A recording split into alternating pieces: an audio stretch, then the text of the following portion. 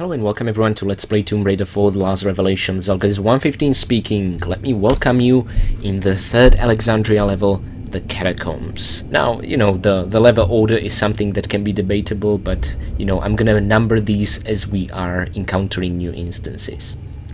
Now, your order might of course be different, but there is a certain ideal order of dependencies, and that's what I'm gonna show you in this huge, enormous area.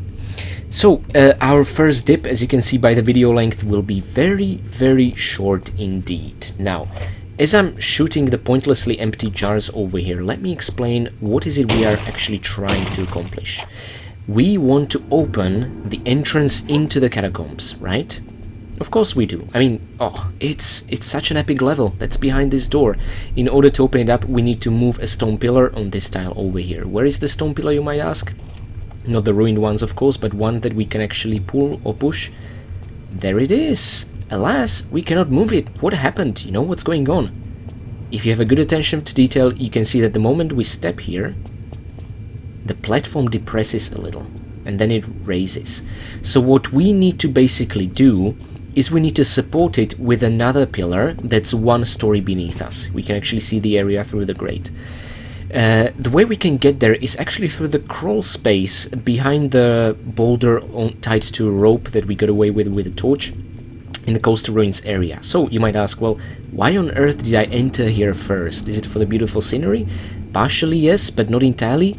In order to accomplish anything down there and support this tile, you actually need to come here first and press this switch. Yes, it's a switch, it's not something you need to shoot. Actually, let me try that, I never did. Yeah, okay, whatever. You can't really use crowbar on it or anything like that. You just press the action key. The click is always so satisfying. I love it so much.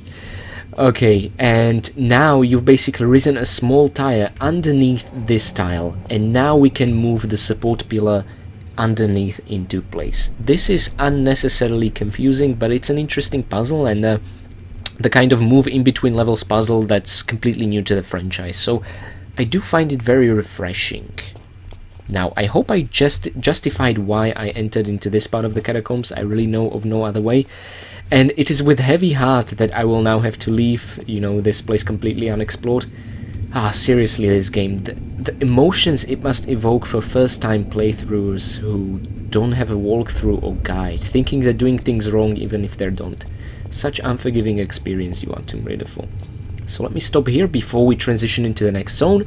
And again, let's take a look at the statistics. So this was our first dip into the catacombs, very brief one, basically just to press the switch and destroy the jars if you want to. In some of them there'll be pickups later on in the level. And we have found exactly 0 out of 33 items. We have killed 0 out of 28 enemies. And we have found 0 out of 4 secrets. Now the enemies count I think is the highest it's been in this game so far. I'm gonna have to check some of the previous statistics to be absolutely sure. Anyway, I'm impressed. It's a lot of enemies that we will be fighting, and it's gonna be a blast, literally, to fight them. Now don't worry, I'm not gonna leave things like that. Thankfully we don't have to split the enemies and items across multiple visits into the catacombs. We'll basically find everything there is to catacombs in our third visit. Okay, there is still another one to support the darkened tile. Now, with that in mind, let me... Oops, no, not load. Lara, thank you. Let me save here. And I will see you guys next time in, by now, very familiar territory, the coastal ruins.